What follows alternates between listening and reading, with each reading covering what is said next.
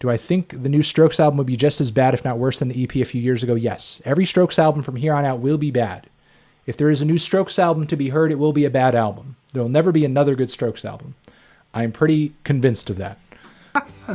I am feeling a strong 7 to a light 8 on this one. Tran. Position. Hey guys, it's me, Andrew here, and as you saw from that little bit of a goof in the beginning featuring my guy, Anthony Fantano, thank you for being special guest. No, but seriously, this video is going to be about The Strokes, one of my favorite artists and rock bands of the 2000s, just one of my favorite bands in general. And it's going to be a little bit of a worst to best ranking of their discography. So without further ado, let's just go ahead and jump right into it.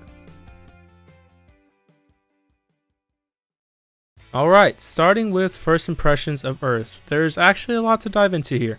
This album came at an odd time for the group, and while fans were eager to hear innovation on that garage rock sound that their first two albums delivered so well, many were mildly impressed with what came out of this project, myself included. As I'm sure you can tell, I was not exactly aware of the Strokes' existence when this album dropped in 2006, but when listening back to their discography upon discovering them, something to me was off with this one. It was clear that the Strokes wanted to expand their sound with this album. However, the sounds they did find were a bit underwhelming, just a bit dry in my opinion. Overall, lacking in that energy that Is This It or Room on Fire provided. It's to a point where it's almost deliberate, like they avoided the catchy hooks on here just to make something different. But in the end, the result was a more colorless effort, just with a handful of good tracks. Those of which include Eyes of the World and Razorblade, and obviously everybody knows YOLO, You Only Live Once, and a few others. Overall, however, in my rankings, this album is the Strokes at their lowest. Just personally don't care too much for the good portion of it, but that's not really to say that this is really that bad of an album.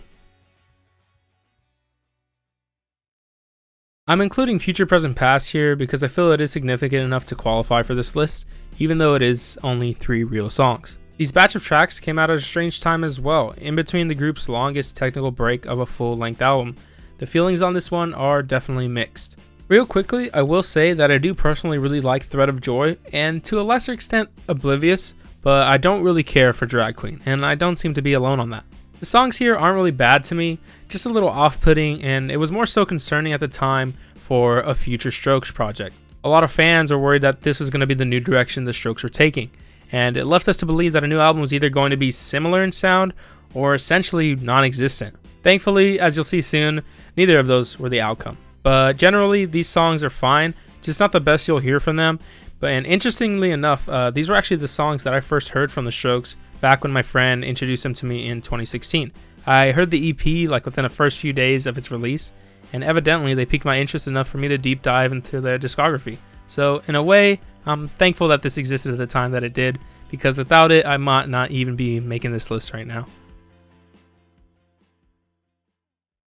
Comedown Machine scores next on my list, and it may come to a surprise to some of you more invested fans that this isn't in last place. In comparison to First Impressions, I believe Comedown Machine is a more realized album, and generally the songs on here feel like they're written with a clearer, more conceptualized sound in mind. I think songs like Tap Out and One Way Trigger really beat deep cuts from First Impressions, but at the same time, there are still this album's fair share of snoozers. Okay, not literal snoozers, but when I say that, songs like Chances and All the Time come to mind. To me, these songs and a few others come off a bit too soft, especially All the Time. That song to me is honestly one of the oddest tracks the band has ever put out in their time. The energy on that one is just so off. It sounds like they wanted this to be the ear-grabbing single for the album.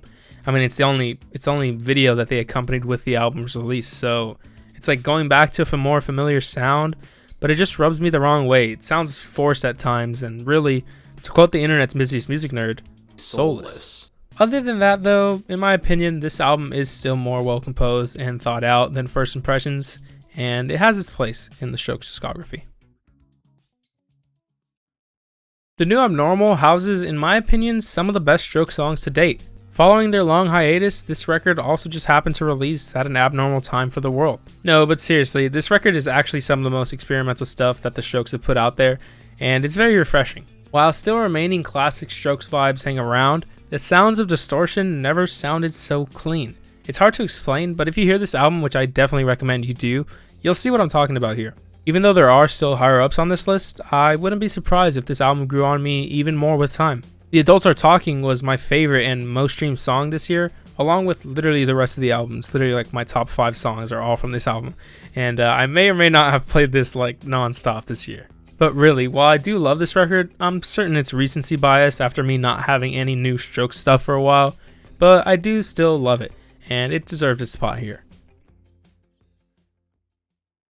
Angles, I think, just beats out the New Abnormal for sounds that please my ear, as I find the songs on here also to be very experimental and new for the band, at the time of course.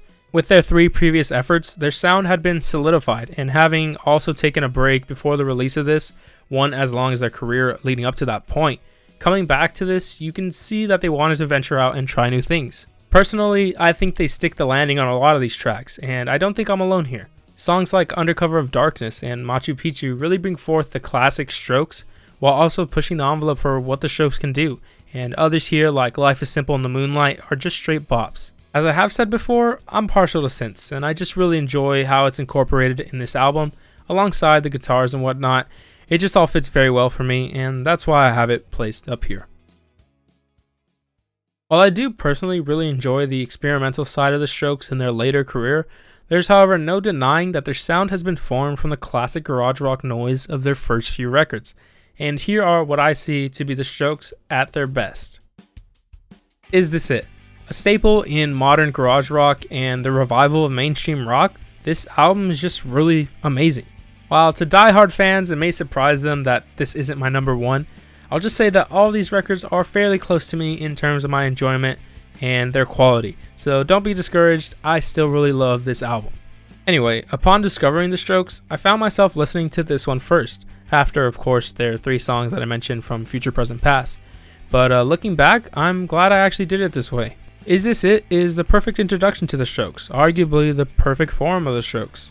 When coming up with this list, I wanted to include not just purely my perspective, but also that of their fans and the people I've talked to that listen to them. And it's no surprise this record is commonly associated with their best work. From classics like Someday to Last Night, the songs on here all fit so extremely well together, and feel like the most genuine rock songs I've heard. This is also not to mention that out of all my listening on Spotify, every stream I've had since I started my account in 2017, Hard to Explain has always maintained one of my top 3 most streamed songs ever. While I'm sure growing up even more will change what I like and don't like in regards to music, I'm pretty confident in saying, as of now, Hard to Explain is one of my favorite songs I have ever heard, and that alone should be a testament to this album and its quality. Their aesthetic, while not revolutionary at the time, was evidently very refreshing and helped lead them to be the face of modern rock for those years to come after the release in 2001. While again, I can talk so much about how good this record is, at the end of the day, you just gotta listen to it and let the music speak for itself. Still not my number 1 though. Alright, it's pretty obvious by now, but what I believe to be the Strokes at their absolute best has to be Room on Fire. To me, this is a nearly perfect album, arguably my favorite album I have heard so far. I love every single song on this album, and that's an understatement. This record has not gotten old to me no matter how many times I listen to it. I really just think it's that good. It's not a common thing to say that you love every song on an album, and I'm sure most of you can attest to that. But really, I just see little to no flaws when listening to this album.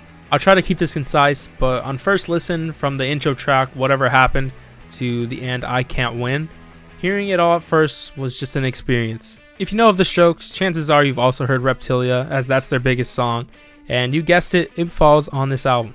Also a great song, Between Love and Hate. That song makes me feel like I'm back in high school listening to this song for the very first time again. Essentially, this record to me just encapsulates everything that I've liked about Is This It? And improves upon it. Catchy hooks and choruses, great vocals, and even catchier guitars. They really were just on fire here during this time, and I'm absolutely here for it now. Okay, I am biased here, but at the end of the day, I'm not here to say that this record is in fact perfect.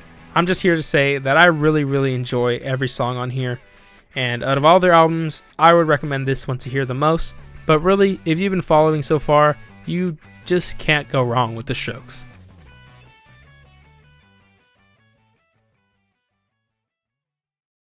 Alright, that's been it guys, what I think to be the Strokes from worst to best. I hope I detailed everything here. Really, at the end of the day, I just love the Strokes and want to share my appreciation of them to you guys. So thank you again so much for supporting me and watching my stuff. I really appreciate it. I hope to bring more videos like this along with some other stuff very soon to you guys. So happy New Year's, and I'll see you guys in the next video.